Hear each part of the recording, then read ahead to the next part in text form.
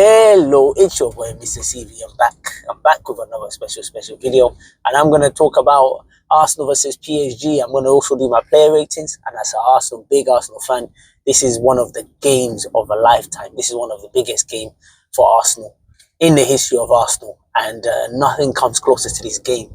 This game could literally turn our season from a poor season. It's not been a poor season because it's finished second, but it's been a poor season because we're expected to win the league, especially after the last two seasons that we've not been able to win the league because Man City has been in front of us. And then Man City has dropped off, Chelsea's dropped off, Tottenham has dropped off.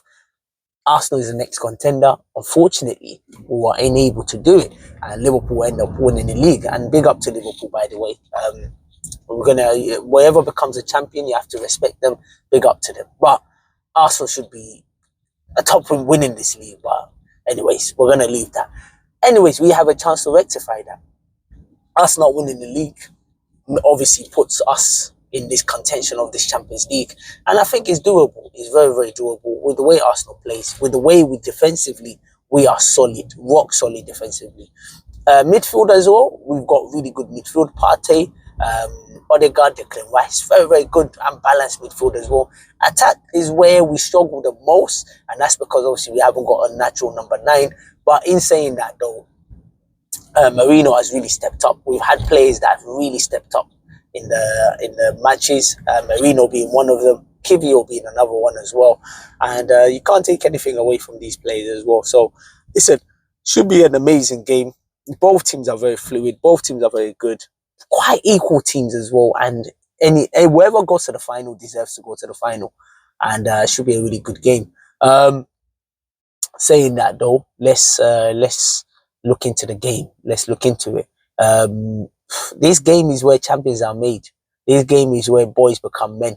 This game is where history gets rewritten. This game, there's so many quantifiable variables I can define this game for, because this game could turn an average season for Arsenal into an amazing season. This game could etch Arteta's name in the history book of Arsenal, because if he wins this Champions League, he will be the first person in Arsenal's history to win the Champions League, which itself is a feat on its own. So this game has many connotations around it. This game, this is a big game. And I'm saying this on camera. If Arsenal were to go to the final of the Champions League, I can't go to the final because obviously it might be too expensive. But what I would do is I will travel to the country where the final is being played, and I will be in that country reporting the game live from there. So listen, this game is a big game. And last game in the quarterfinal, we saw a person called Declan Rice, who stepped up, who was amazing, who was fantastic, and he really etched his name in history. This is one of those games you look back and you think, wow, Declan Rice turned into prime Thierry Henry, what he did against Real Madrid. Declan Rice with that 2 free kick, trust me, he will forever be remembered. And if Arsenal were to go to the Champions League, this will be known as the Declan Rice's Champions League, because when we really needed someone to step up, he stepped up. And honestly, by a word, he stepped up, because that free kick was absolutely something else. Honestly, there's nothing else I can say. I'm going to go straight into the game. Honestly, let's start with centre-back David Raya, 100%. He's been amazing this season. Obviously, he's had a few shaky moments, but you can't take anything away from him. He's been great this season. Next one as well, in centre-back, Saliba and Kivio. Definitely, Kivio.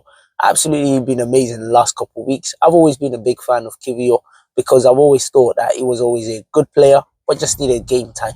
And also as well, with some of these players, if you don't give them game time, obviously their confidence levels drops. And obviously when your confidence level drops as a player, doesn't matter who you are, you can be the most confident person in the world, but the minute your confidence drops, you will be like just anybody else. And that's it. But I'm so happy for Kivio. Saliba as well, hopefully he's learned from his past few weeks where he's been making a lot of mistakes, and I hope he cuts down on those mistakes as well, because if he continues to keep making those mistakes, people will start looking at him differently, and it's not going to be good for him as well in terms of his confidence levels as well. So hopefully he steps up as well, but I'm sure he will. I'm sure he's one of those players that he knows within himself that he's not been good enough.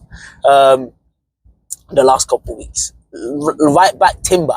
Timber is a solid. Oh my God, Timber is more solid than I don't even know what I can describe him as, because that guy is Mr. Solid.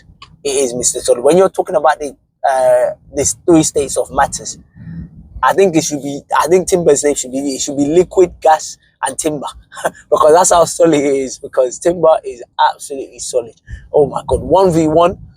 Honestly, you can't go past him. He shut down every great winger that's played in this season, and on top of it as well, attacking wise as well, very very good attacking wise. Got a skill on him. Listen, I think Timber is one of those players you can play in right back, right wing, centre mid, up front, and he will still do a job. That's how solid it is. Solid player. Left back, Lewis Kelly. Miles Lewis Kelly, absolutely great. Someone said he might be the next Ashley Cole, and you know what? I might have to agree with that, because the confidence this guy is showing at 18 years old, honestly, is incredible. Is incredible, and but he's playing a tougher position today, which is going to be Dewey, Kvaratskhelia. My God, these guys are solid wingers, man. Skillful, very good, direct. So he's up for a battle. But listen, he won the battle against Rodrigo. So if he can win a battle against, no, I said Rodrigo and Vinicius. If he can win a battle against these people, listen, man, I think he can do it, man. Midfield, Partey. Listen, Partey, he's always been a great player, but this season was the season that he had his best season. And the reason is because he's been fit, he's been available. And honestly, I said Partey. Partey is not going to play this match because he's been suspended for the first leg. So he's not going to play this match. In that centre defensive mid, is going to be Declan Rice. And Declan Rice, obviously, we bought him as a centre defensive midfielder. So, and but obviously he's played more as a number 8 this season, box to box, and he's been great box to box. And he's added goals to his games as well. So I think Declan Rice can be disciplined enough to play that position, even though he hasn't played it throughout the season. But also I think he has the energy to be able to bomb forward and even score and then still maintain his position. So I think Declan Rice can do a great job, to be honest with you, in that position. Next to him, we're putting Merino there, who's been absolutely amazing. Up front, he's been amazing. When he came in the season, there was a lot of talk about him. He's too slow, he's too sluggish, he's too this, he's too that. But as time went on, I think he's definitely proved his worth. And if Arsenal can win the Champions League without a recognised striker, with Merino up front, listen, he has to be the buy of the season, honestly. For the impact he's made, he has to be one of the players that is the buy of the season. That's definitely a fact there. And then next to him, we got Odegaard. Odegaard has had a average season by his standards, because Odegaard, we've always expected more from him, but he's had a very, very average season. And but listen, sometimes it happens. But even when you've had an average season, when moments like this comes, can you step it up? Can you lift it up? Can you keep going? Can you push it? Can you make that difference? And I'm sure Odegaard, you must be able to stand up. This is where we need our captain. This is where we need our leader. This is where we need the Magnifico from you. So please, Odegaard, step up. Even if you're not assisting, put in 100% shift in the game. Let's see your impact. Let's see your difference. And then we're going up front. Let's start from the right wing. Right wing, Saka, star boy. without a shadow of a doubt. Honestly, Saka, since he's come back from injury, honestly, if he wasn't injured, could we have won the league? We keep saying that about every season. Last season, it was Saliba being injured. And if he was there, maybe we would have won the league. This season, it's Saka being injured. Maybe if he was there, maybe we would have won the league. Maybe we need to also manage his minutes. Maybe.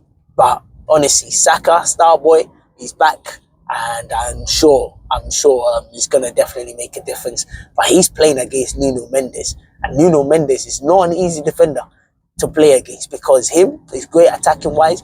Defensively, he's great as well. And on top of it as well, he can score goals. And he shot down top wingers this season as well. So I'm going to see how Saka deals with him. It's going to be a very, very interesting battle, interesting game between both of them.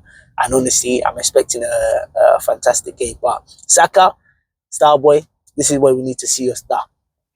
The next wing, the other wing, we've got Martinelli. Martinelli has really come alive the last couple of weeks of the season, and I'm very, very happy for him as well, because for him as well, the confidence, he needs that confidence, he needs that energy, and he's been adding goals to his game as well, which is honestly, which is very, very vital. Hopefully, if he can add 1 or 2 goals to his game in his game as well, that would be absolutely amazing. But he's also playing against Hakimi. Hakimi is one of the best right back in the world, and you can't take anything away from that. Honestly, it should be a very, very good game, and I'm looking forward to that battle. The last player in that puzzle, the last piece of the puzzle is Trossard. I believe Trossard is going to play this game. I can't see Merino not. I'll be surprised if Merino played up front in this match. I think Trossard will play in this match, and Trossard, very, very good. He's been scoring the last couple of weeks as well, so he deserves to start up front. And honestly, hopefully it works as well, because he's gonna be playing that number 10 position. But I think no, he's gonna be playing up front, but like a supporting striker role, or like a false 9. But on top of that as well, I think by him playing up front, it will add some fluidity to our attack as well, and I think that will really help us as well. It's gonna be a big game, and all the players as well down on the bench as well. Honestly, it's going to be a very, very big game, very, very good game for Arsenal, and it's going to be a big game in general, a good game as well for both teams as well. I'm really looking forward to it. I'm just expecting a great spectacle. This Champions League format has really put up great games, great teams as well, and honestly, I'm just so excited to see how Arsenal do in this match, and hopefully, if we can win another 2 or 3-0 in this first leg, that's it. We clean them out, man. We clean them out, and in the second leg, but hey, it's not going to be easy. And come on, Arsenal. Come on, make me proud and keep it going. Come on, you Gunners.